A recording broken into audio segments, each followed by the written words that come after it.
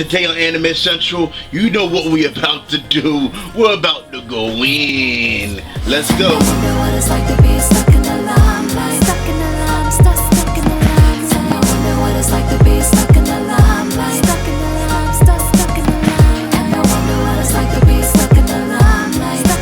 How's it going, everybody? I want to welcome y'all to Anime Central, where anime comes to life. I am your host, Shampoo, as always, and this is the anime and manga, gaming news, and anime recommendations and channel updates, guys.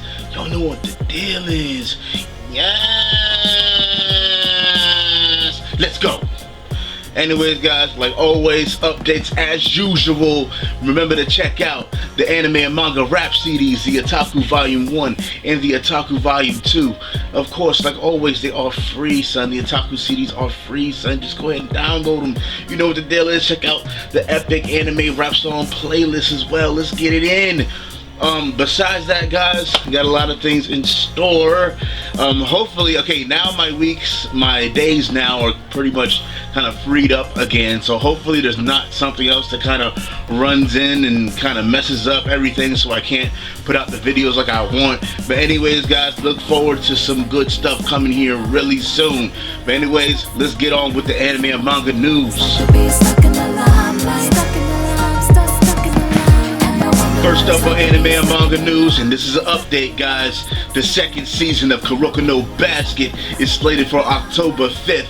I know I'm hyped. Tell me, are you hyped for this? I definitely am. I gotta see what happens next.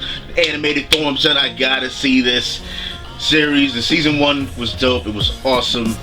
The second season is definitely gonna be something special as well. Aomata the Miracle, you know what it is. We put in work. Let's go.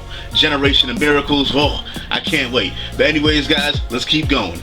Dawn of Arcania's creator is actually going to be making a new manga that's supposed to be launching on September 24th entitled Rocca Melt. The Hanamonogatari anime is slated for TV in 2014. The new Strike Witches spinoff manga actually begins next month. Let's get it. Motohei Yoshida starts the Robot no Momo-chan manga. And in other anime and manga news, SD's Battle Spirits manga is to begin in October. The Narhirabashi shoten manga series will actually be ending on September 24th. The Sweet Poolside manga actually gets a live-action film. Rin Miasa Akb0048 manga adaptation actually ends in October. The Shinjuku Swan Manga is actually to end in 6 more chapters. The Pink Aomata Tenkaichi manga ends. Also, Tokyo Ravens gets a new manga adaptation next month. And lastly on anime and manga news, Hayao Miyazaki is actually retiring from making feature-length films. Guys, I could talk about Miyazaki and Studio Ghibli and his work and his impact on anime and animation as a whole for a while, but just to make this short and sweet, this isn't ruling out that he couldn't work on some shorter length films or still be involved with Studio Ghibli in some type of way. So it's not like his work from the animation is going to be completely gone just from the feature length films, but at the same time his contribution to animation as a whole has been wondrous. It has been awesome. It has been amazing. And it's not just the fact that Studio Ghibli and his work has been just amazing. It's the impact that they've had on for anime and for animation as a whole. It's unheard of. His work has received Academy Awards. That alone, for anime is very substantial. And I think people just look at the movies and are like, wow, this was a good movie, it's a good movie. His movies have a great amount of fantasy, wonder, and imagination, and just have this sense of magic that every movie has. And I think that his movies do get a lot of appreciation and such, but him with what he's done is truly marvelous with how he has tried to bring anime even closer to being in the forefront, being noticed by Disney and such, and so that they had the agreement to bring over the movies and everything. So he has made a great achievement, not only for himself but for anime as well. He is definitely a pioneer, without a doubt. So anyways, guys, I want to say thank you to Hayao Miyazaki, without a doubt, Studio Ghibli, Straight Beast, and yeah, I guess that's pretty much it, guys. If you want to find out any more information about any of the news stated in this part of the segment, check out the links in the description. They're right down there. Check them out. But anyways, guys, let's get on with the gaming news. Alright everyone, the video game releases for this week are as follows. Diablo 3 was released for the Xbox 360 and the PS3. Lego Legends of Chima, Laval's Journey is released for the Nintendo DS. Total War Rome 2 was released for the PC. Outlast was released for the PC. Star Wars Force Collection was released for the iPhone. Farming Simulator was released for the PSN and the Xbox Live Arcade. One Piece Pirate Warriors 2 was released for the PSN. Arcania, The Complete Tale, was released for the Xbox 360. Alter Meruru Plus, The Apprentice of Arlen, was released for the PlayStation Vita. Kickbeat was released for the PSN. Rayman Legends was released for the PlayStation Vita, PS3, Xbox 360, and the PC. And Free Fall Racers was released for the Xbox Live Arcade.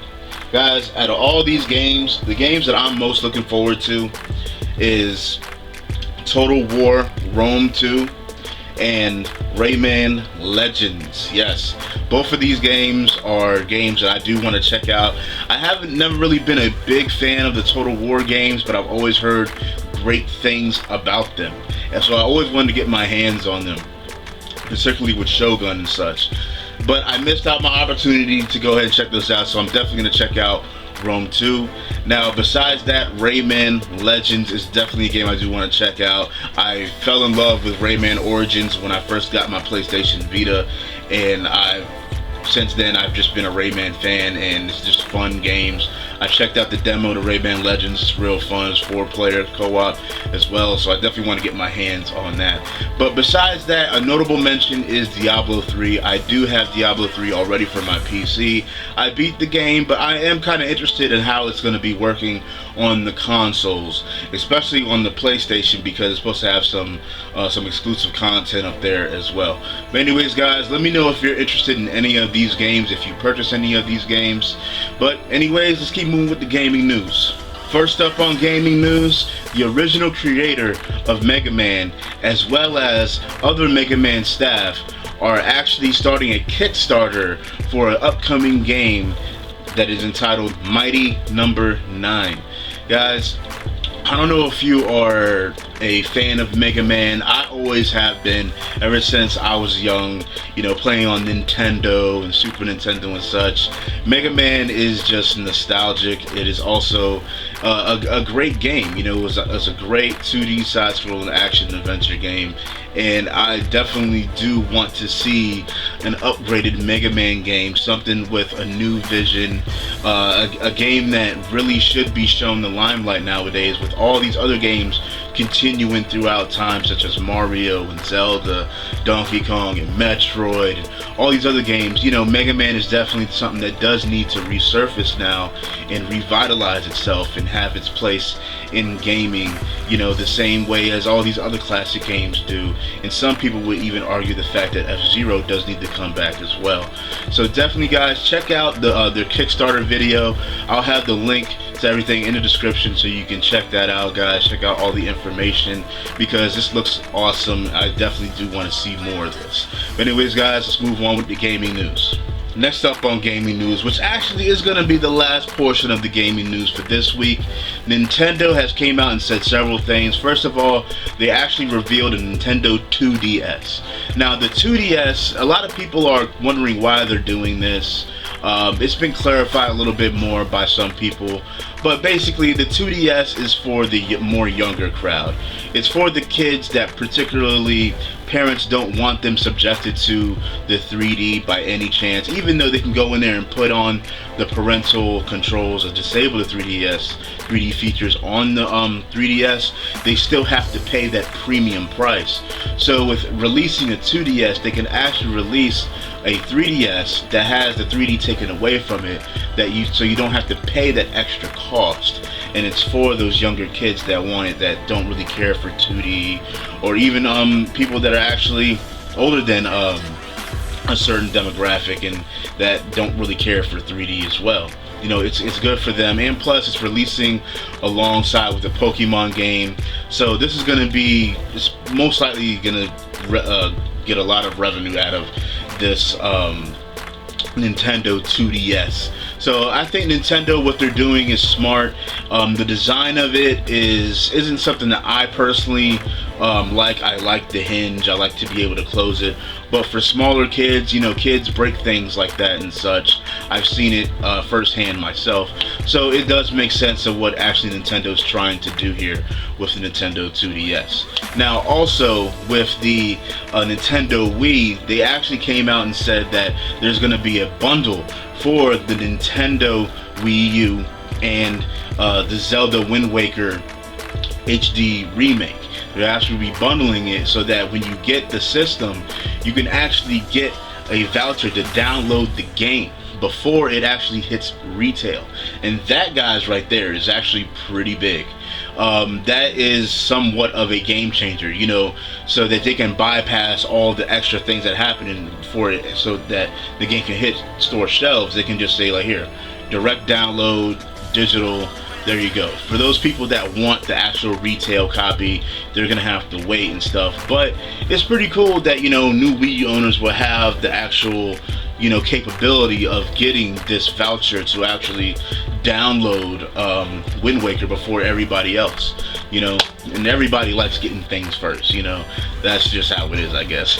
But anyways, guys, that's it for the gaming news. If you want to find out any information about any of these topics in the anime and manga news, as well as the video game news, check out the links in the description. But anyways, guys, let's get going. Alright, guys, sad to say, we're at the end of the segment for this week. I want to remind everybody to check rightstuff.com and amazon.com for your daily and weekly anime and manga deals, as well as checking out the links in the description for the latest in anime and manga DVD and Blu-ray releases. Guys, for the anime recommendation for this week, dealing with the news with Miyazaki and everything, I wanted to go ahead and come up here and say this again. I did this one time before, but, you know, I gotta make this evident once again, guys. Guys, I recommend everyone, okay, if you have not really checked out Studio Ghibli films, check them out, okay? You are doing yourself a disservice by not watching these great films.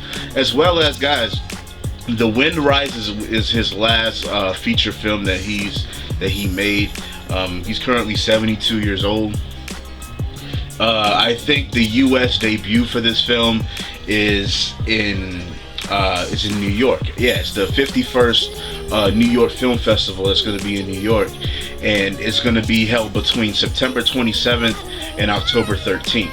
So if you guys are in New York, definitely check it out. You gotta support. Whenever anime comes to the US, you have to make sure that you're there to support it. I've seen several anime features whenever they've hit my town, hit my city and everything, and hopefully you guys are following suit as well, because I've always said it, if the demand is there, they will supply it. That's just how it works, you know, supply and demand. But anyways, guys, I want to thank all of you for watching. I want to thank Miyazaki yet again, definitely, and, you know, hopefully anime can continue to grow and flourish, and we can continue to really enjoy it as much as I do, you know. But anyways, guys, I want to remind y'all one more time to check out the links in the description for the anime and manga rap CDs, the Otaku Volume 1 and the Otaku Volume 2. Anyways, guys, this is AnimeCenTruL, where anime comes to life. I'm your host, Shamplu, and check me out next time when I find out who says trees and people used to be good friends.